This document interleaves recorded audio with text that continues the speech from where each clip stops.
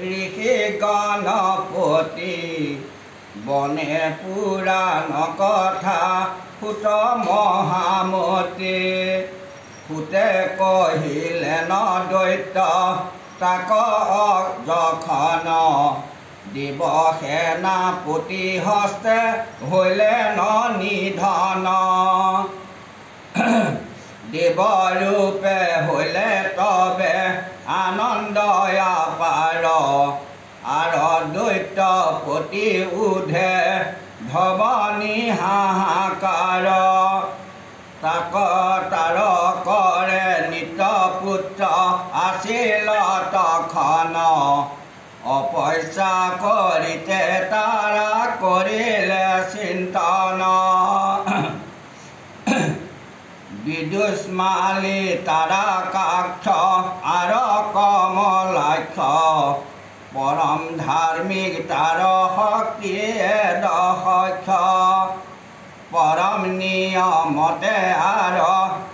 থাকিয়া তখন স্বামী সমাহিত চিত কৰি ক্ষীণ হইলে দেৱ তথাপি কঠোৱা তপ নাযাচিলে কেৱ ভূমি তলে এক পদ কৰিবা স্থাপন উদ্ধ দিকে তলে ৰাখে আপৰ চৰণ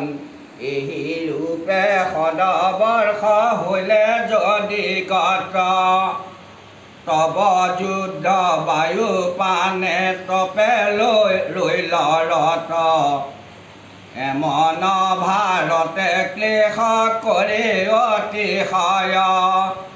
সহস্ৰ বৎসৰ কাটাইলে দৈত্য তয় ভূমি তলে মস্ত ৰাখি আৱত পৰ উদ্ধ দিকে পাদ ৰাখে সহস্ৰ বৎসৰ দানৱীৰা উদ্ধস্থল কৰি অতপৰ বহু কষ্টে কটাইল শতকে বৎসৰ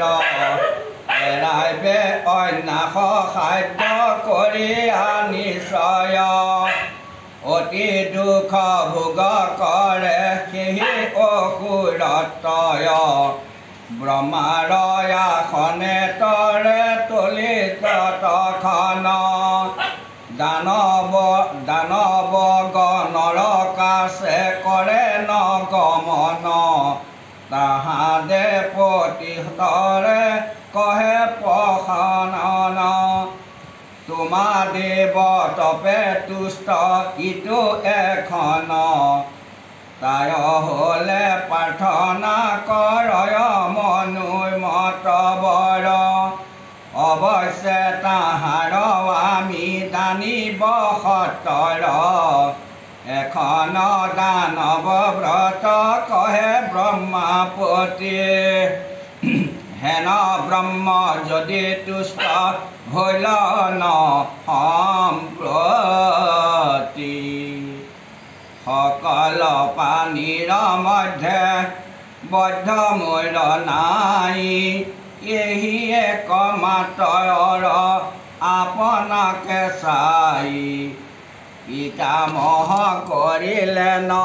হে অসুৰগণ আমি যে অখন বৰ দানিতে মন